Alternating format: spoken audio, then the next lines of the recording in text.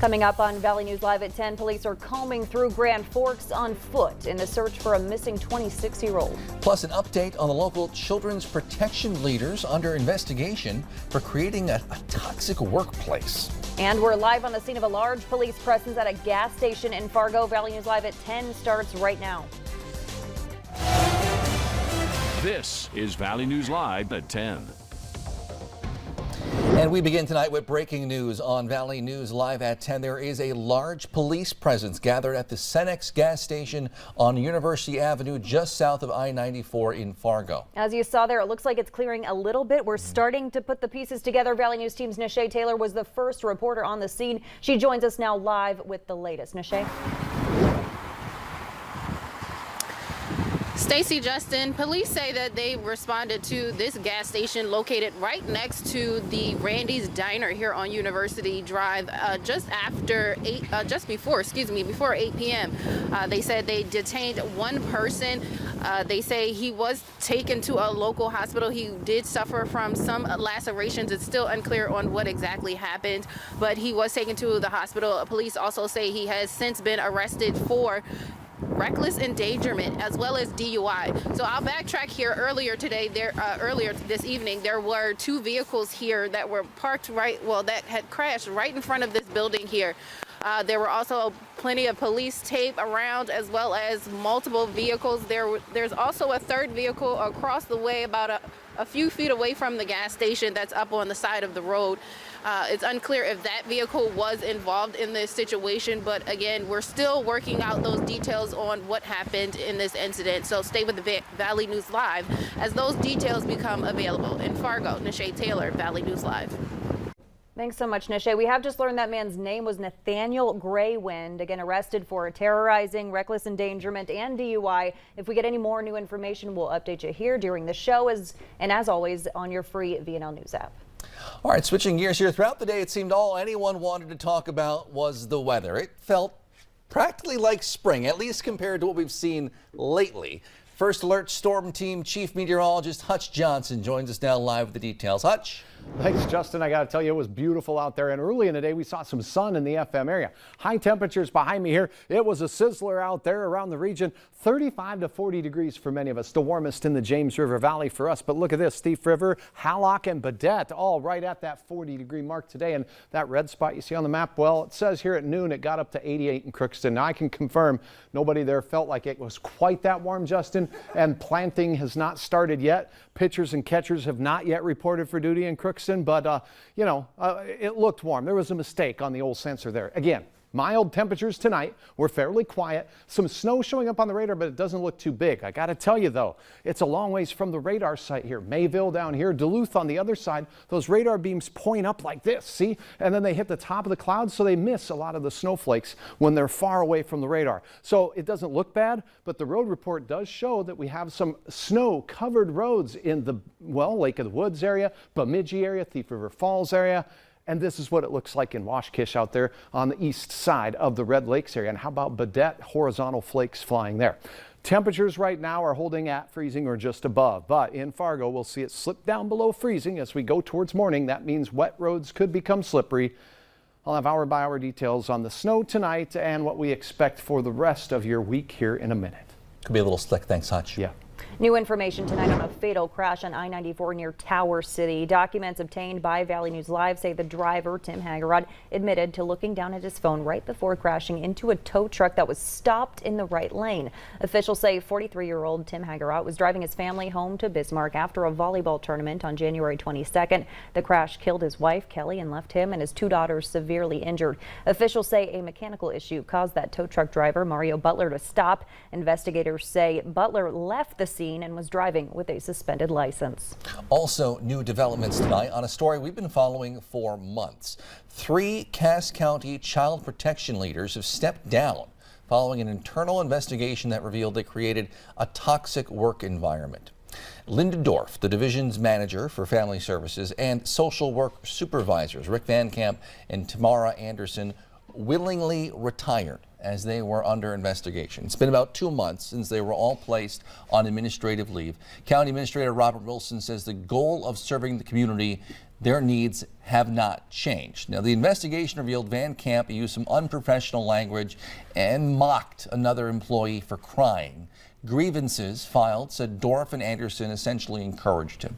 County Administrator Robert Wilson says the investigation is now closed now that all three have vacated their positions. And Wilson says the group has been able to effectively manage the workload without any real impact to those they serve. I am fully confident that leadership in great partnership with the State Department of Human Services, our new director, our new zone board members, people are committed to doing that, and I know that's going to be the result moving forward. And again, these aren't the only county employees to be in hot water recently. In mid-January, Economic Assistance Manager Sidney Schock was placed on paid administrative leave due to grievances filed against him. That investigation is ongoing. Officers in the Northern Valley are asking for your help tonight as they continue to investigate the disappearance of a 26-year-old man. Anthony Valdez was last seen near Level 10 nightclub in Grand Forks around 1:30 Sunday morning. We have no indication that he's in danger or scared, but we do want to make contact with him to make sure he's okay. Officers searched Grand Forks today on foot, but the department is also asking for help, especially from those living on North 3rd and 5th Streets down to Gateway Drive. They say, please search your homes, cars, and security cameras for any sign of Valdez. And if you have any information, you're asked to call police at the number on your screen there, 701-787-8000. Bemidji police are also asking for help finding a 15-year-old girl who's said to have run away. Danielle Kinderswan was last seen at 2:20 this afternoon near Bemidji High School. She's 5 feet 5 inches tall, weighs about 165 pounds, and was last seen wearing an all-black hoodie with leggings and light tan boots. Anyone with information is asked to call Bemidji police at 218-333-9111. West Fargo police officer Tim Brown is back on duty after suffering a heart attack while on duty this past Halloween. He was flown out of state for specialized care. He returned home in mid-November. A short time ago, the West Fargo police said that his journey has been nothing short of miraculous and that they are happy to have him back in uniform. I just wanted to thank the community for all the support they gave, sending the cards and really showing my family that the community support for the police is still there. A 6-year anniversary memorial service for police officer Jason Mosier. He died in line of duty February 11, 2016, while responding to a domestic disturbance in North Fargo. That ceremony will be held at 9 a.m. outside the police department. Members of the public are invited to attend. Today, thousands marched for Amir Locke, the 22-year-old black man killed by Minneapolis police last week. Many called for immediate changes in city leadership, and students across Minnesota walked out of class in protest. Student groups addressed concerns about the actions by Minnesota police.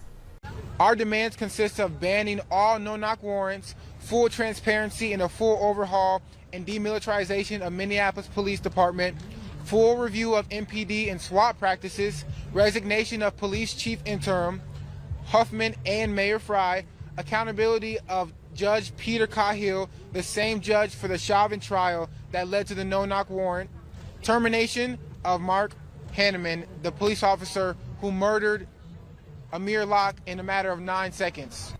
Meanwhile, Locke's cousin was arrested yesterday on suspicion of second-degree murder. That's who police had been looking for when they served the no-knock warrant at the apartment where Locke was sleeping.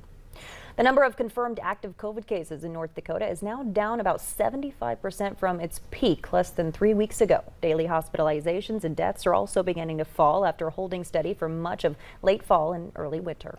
Governor Doug Burgum has appointed former U.S. Attorney and Lieutenant Governor Drew Wrigley to serve out the remainder of Wayne Stenjum's term. Wrigley served as North Dakota's U.S. Attorney from 2001 to 2009 and again from 2019 to 2021. He plans to take the oath of office on Wednesday. A Fargo teacher got a big surprise this afternoon. The school district announced Amy Anderson as Teacher of the Year. Anderson is an early childhood special ed teacher at Longfellow Elementary and has been with the Fargo School District for 22 years. It does feel good that early childhood special ed is recognized in a way because we often are overlooked, and so in that way it does feel like a huge accomplishment. Anderson is described by her peers as a leader, an innovator, and a great role model. Congratulations to Amy. A North Dakota woman will be watching Sunday's Super Bowl for a very personal reason, because Gladys Weiler's grandson is Logan Wilson, a second-year linebacker for the Cincinnati Bengals, who says he'll be wearing her favorite Bengals t-shirt during the big game. I'm going to watch the game and cheer them on. I hope they win. I hope everybody cheers for number 55. And yes, I do have a jersey with a t-shirt with his name on. Says Logan's athletic ability definitely didn't come from her, but maybe from his dad, Trevor Wilson, who's a wrestler for Dickinson State. The Bengals face the LA Rams this Sunday in the Super Bowl. You can watch it on NBC. Still to come on Valley News Live at 10. If you're itching to hit the links, we have a new option for you in the FM area indoors. And I got to tell you, it was a rough day for snow people everywhere across the valley. Temperatures above freezing means some of their heads were falling off there. Nancy, thanks for sharing your fun photo. Hey, we got a replenishment of fresh snow flying right now. You're looking at a DOT camera near Brooks, Minnesota. Your forecast is next.